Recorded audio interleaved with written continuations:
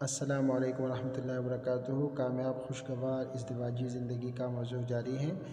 آج انتہائی اہم موضوع پر گفتگو کرتے ہیں اور وہ ہے خوشیوں بھرا گھرانہ، اور اس حوالے سے جنس اور باہمی خوشی پر گفتگو کرتے ہیں۔ تو جنس بھی اللہ تعالیٰ کا بڑا انعام ہے، لہٰذا اس کو بھی زوجین کے لیے باہمی خوشی کا سبب ہونا چاہیے، ایک حقیقی واقعی حقوق کی ادائیگی کا مظہر ہونا چاہیے، جس میں کوئی بھی فریق ایک دوسرے کا استحصال نہ کر سکے، نہ کسی پر بلا وجہ حاوی ہو اور نہ کسی کو بلا وجہ حاوی ہونے دے، ایک دوسرے کے حالات اور طبیعت سے ناجائز فائدہ اٹھانے کی کوشش نہ کریں، بلکہ ایک دوسرے کے لیے زیادہ سے زیادہ مسرت، آرام اور آسودگی کی صحیح بلیغ کرنا اپنا شعار اور زندگی کا مقصد بنا لیں۔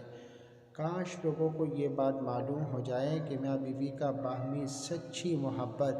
جنس کی محبت سے بھی کہیں زیادہ سکون اور ابدی راحت کا سبب ہوتا ہے۔ جنسی تقاضوں سے بھی زیادہ اس لافانی محبت میں کشش اور زندگی کی روح موجزن ہے۔ ایسی پیاری بامقصد زندگی میں جنس تو محض ایک جزوی عنصر ہے، اور بعض علماء کا یہاں تک کہنا ہے کہ محض جنسی خواہش کی تکمیل کے لیے اور محض صرف شہوت فروج کی بڑاس نکالنے کے لیے نکاح کرنا ایک شیطانی فعل ہے، جس سے راحت یا خاندان کے تصور کا دور کا بھی واسطہ نہ ہو، تو یہ جوانی اور نکاح کی تذلیل ہے۔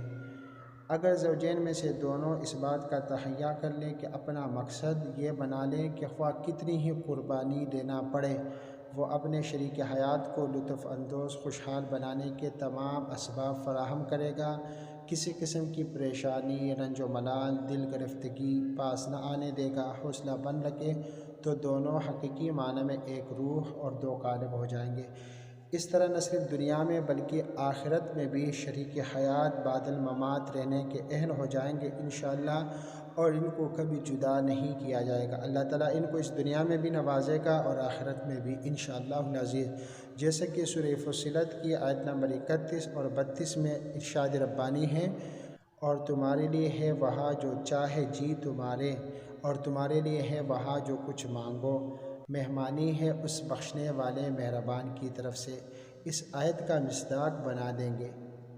اب ذرا اس خوشگوار منظر اور اس سے پیدا ہونے والی کیفیت کا تصور تو کیجئے جب شادی شدہ مرد و عورت اپنے اپنے ذہنی اور جنسی بالغ ہونے کا مظاہرہ کرتے ہیں، اس طرح کہ ایک اپیل کرتا ہے، دوسرا اس پر لبیک کہتا ہے یا کہتی ہیں، ایک طالب بنتا ہے، دوسرا مطلوب، ایک پیش قدمی کرتا ہے، دوسرا اس کی مدد کو فوراً موجود ہوتا ہے۔ ادھر ایک نے تجویز پیش کی، دوسرے نے بلا تنقید و تبصرہ اور بغیر کسی پس و پیش کے قبول کر لیا۔ گویا نکاح کے وقت جو ایجاب و قبول کیا گیا تھا، تمام عمر اسی کا دور دورہ بلا تکلف مخلصانہ انداز میں عملی طور پر جاری و ساری رکھا۔ گویا جو نکاح کے وقت زبان سے کہا تھا، اس کا ساری زندگی عملی طور پر ثبوت دیتے رہے، اور کیوں نہ دے کہ انہوں نے نکاح بھی اللہ تعالیٰ کے حکم کے مطابق کیا تھا، اور اللہ تعالیٰ ہی کے حکم کے مطابق اس کو تمام عمر نباہ دیا۔ اس سے بڑھ کر مثالی ذہنی اور جنسی بلوغت اور پختگاری کہاں میسر آ سکتی ہے۔ کامیاب ازدواجی زندگی سے خاندان اور زوجین میں بھی جسمانی و دماغی توانائی خود بخود پیدا ہوتی ہے، اور خوشی و مسرت کے چشمے پھوٹ نکلتے ہیں۔ کریمہ والی زندگی شادی کا مقصد صرف شہوات فروج کی قانونی تسکین ہی نہیں، جیسا کہ بے دینوں کے ہاں رواج اور ان کے اپنے بنائے ہوئے قانون میں مروج ہے، بلکہ افزائش نسل، باہمی محبت اور اللہ کی مخلوق کو اللہ سے ملانا ہے۔ اسی لیے اسلامی قانون میں جنسی آسودگی اور اس سے متعلق تمام دشواریوں کا حل موجود ہے، اتنا واضح اور قابل عمل کہ کہیں اور میسر ہی نہیں۔ خود ستائی، صرف اپنے آپ میں گم اور مست رہنا، اور خود غرضی، یہ سب بچگانہ ذہنیت ہی کی کارفرمائیاں ہیں،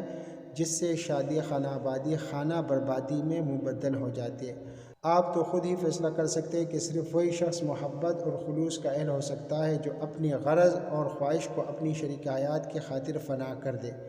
دوسرے کی بہبودی اور خوشی کو اپنی خوشی پر ترجیح دینے والا ہی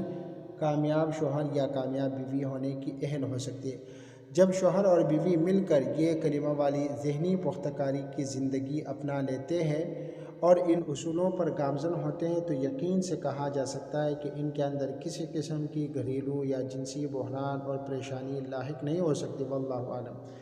اور اللہ حفاظت فرمائے۔ بالفرض اگر آپ دونوں اس مصیبت میں گرفتار ہیں تو ابھی اسی وقت یہ فیصلہ کر کے اٹھیے کہ میں خود اور میری شریک حیات بشمول اپنی معصوم اولاد کے اپنی زندگی کو یکلخت کلمہ والی زندگی کی سمت پلٹ کر رہیں گے۔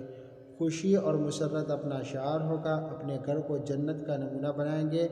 جھگڑے، فساد، طعن و تشنیع کی اپنے گھر میں کوئی گنجائش نہ رکھیں گے، ان کو جڑ سے اکھاڑ کر پھینکیں گے، کیونکہ ان سے کچھ بھی حاصل نہیں ہوتا سوائے ذلت و رسوائی کے۔ اللہ تعالیٰ ہماری حفاظت فرمائے، اللہ تعالیٰ ہماری مدد فرمائے، دین کے مطابق زندگی گزارنے کی توفیق عطا فرمائے، صراط مستقیم پر استقامت کی توفیق عطا فرمائے، بدعت و خرافات اور نت نئے فتنوں سے ہمیں محفوظ فرمائے، دنیا اور آخرت کی بلائیاں نصیب فرمائے، دنیا اور آخرت کے عذابوں سے بچائے۔ اللہم ربنا آتنا فی الدنیا حسنہ وفی الآخرۃ حسنہ وقنا عذاب النار، آمین برحمتک یا ارحم الراحمین۔ والسلام علیکم ورحمۃ اللہ وبرکاتہ۔